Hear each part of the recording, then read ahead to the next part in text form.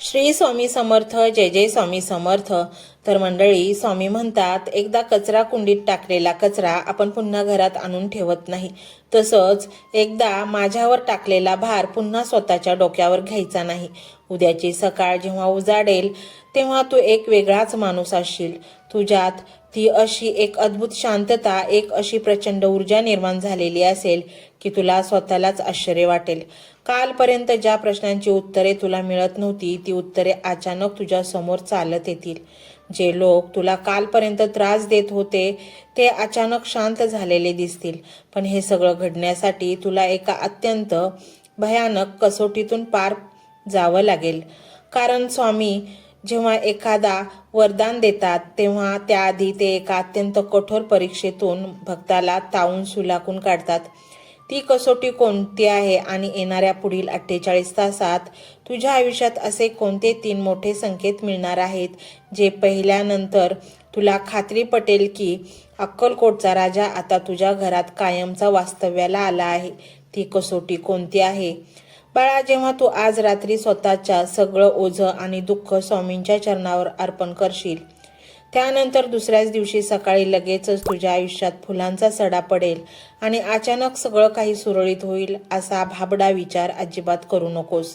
कारण स्वामी जेव्हा एखाद्याच्या आयुष्यात त्याच्या घरात प्रवेश करतात तेव्हा ते सर्वात आधी घरातील आणि मनातील घाण साफ करायला सुरुवात करतात.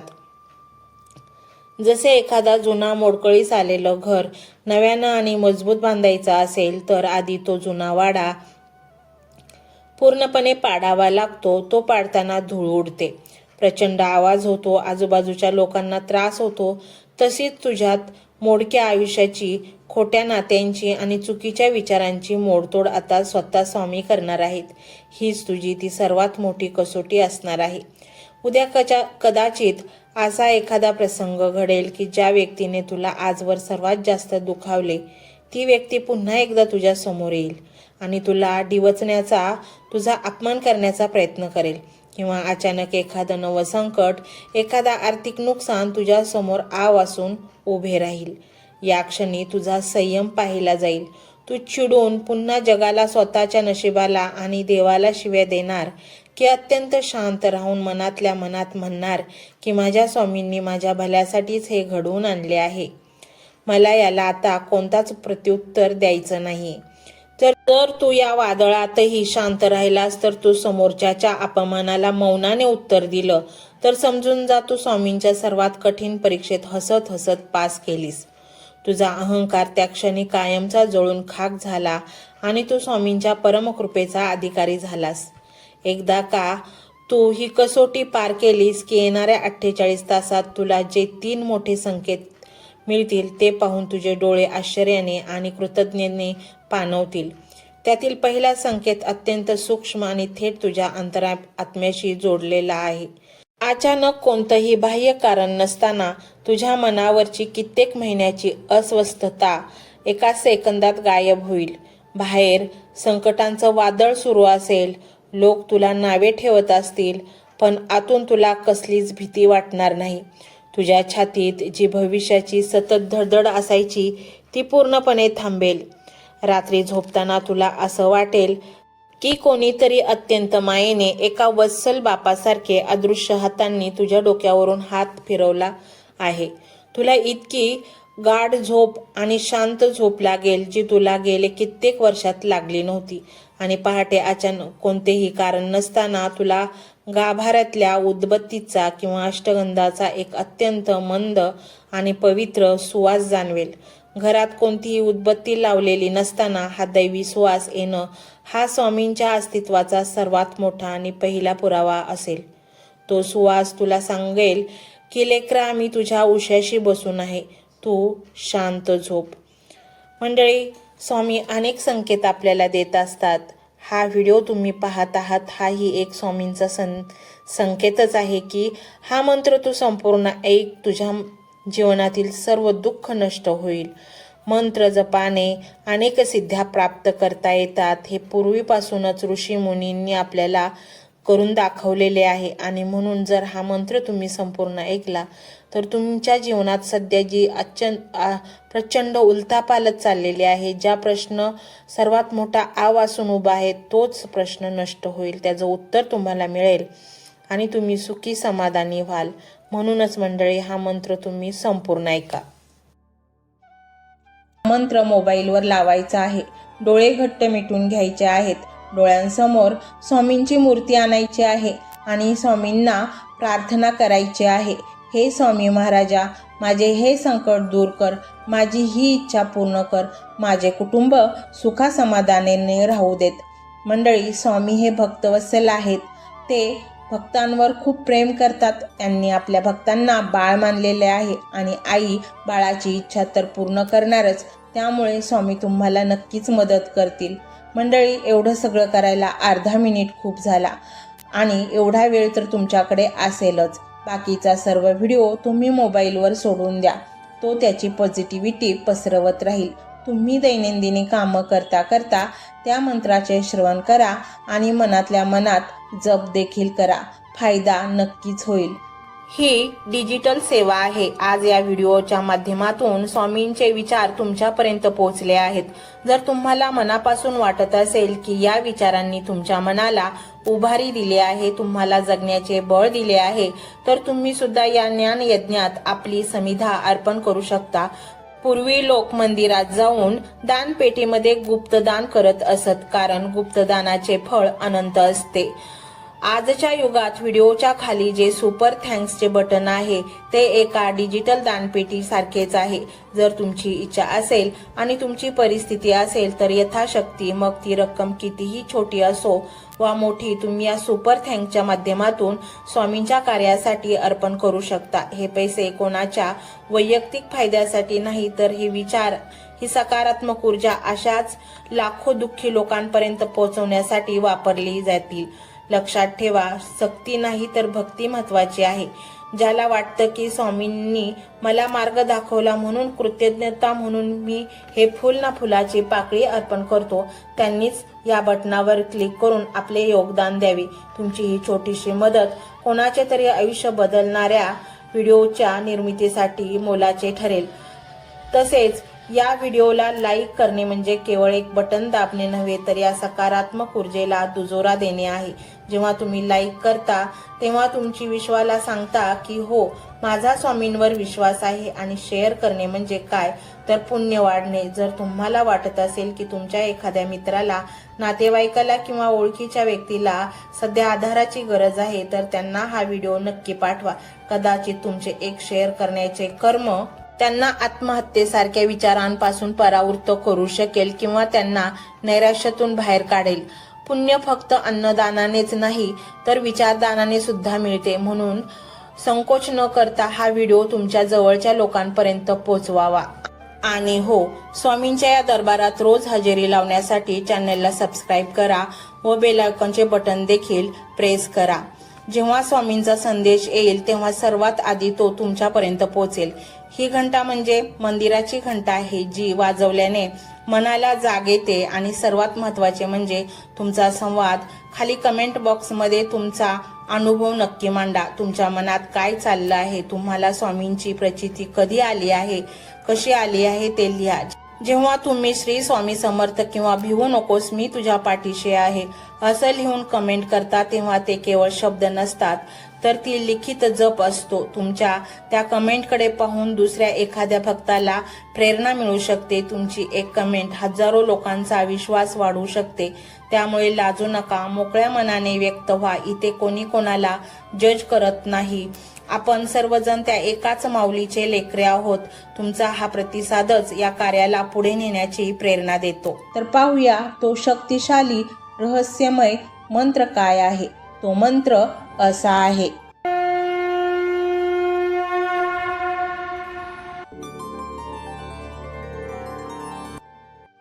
ओम परमसिद्ध योगेश्वराय नमः. ओम परमसिद्ध योगेश्वराय नमः. ओम परमसिद्ध योगेश्वराय नमः.